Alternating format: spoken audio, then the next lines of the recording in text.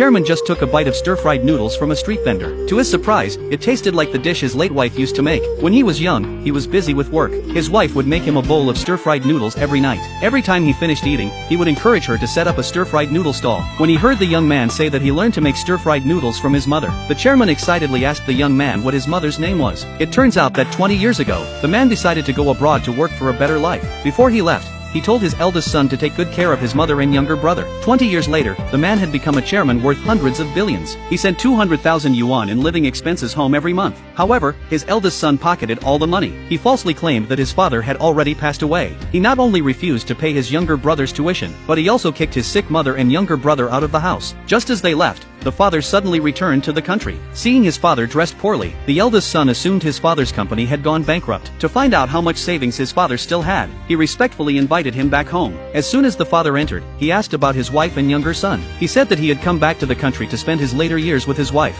Fearing that his father would find out the truth about his mother's condition and deprive him of his inheritance rights, the eldest son lied, saying that his mother and younger brother had died in a car accident. The father was heartbroken upon hearing this. He planned to visit the cemetery to commemorate his wife. However, he was stopped by his eldest son and daughter-in-law. They told him to rest first and go to the cemetery the next morning. Reluctantly, the father agreed. Afterward, the eldest son and daughter-in-law eagerly began searching through the luggage, but they found only a 1 million yuan savings book. The couple thought their father was no longer of any use to them. They planned to devise a way to get rid of him. So, they called him to the living room. They demanded he hand over another 1 million yuan or pack his things and leave. The father was very angry upon hearing this. He never expected his eldest son to be so unfilial, and so, he was kicked out of the house. He asked through the door where his wife and younger son were buried. The eldest son told him to find it on his own. He could only walk helplessly down the street with his luggage. By chance, he saw a young man selling stir-fried noodles by the roadside and felt a sense of familiarity. He ordered a serving of stir-fried noodles. To his surprise, when he ate it, it tasted so familiar. But he knew in his heart that his wife had passed away. It was impossible for her to be making stir-fried noodles for him here. So, the chairman called the young man to settle the bill. He asked if the young man had dropped out of school. The young man replied that he was already a university student. He was just running the stall during his spare time to earn some money for his mother's medical treatment. The chairman also learned from others that the young man had an older brother. So, he asked why the young man's brother didn't come to help. The young man silently waved his hand and didn't respond. He didn't answer the question directly. Seeing this, the chairman didn't ask further. He scanned the QR code on the table and transferred 50,000 yuan to the young man. The young man quickly pointed out that he had overpaid. The chairman was touched by the young man's filial piety, so he paid $50,000 for the young man to treat his mother. The young man firmly refused to accept it. The chairman then suggested that the young man take him on a tour of the city the next day, and to visit the cemetery to honor his wife.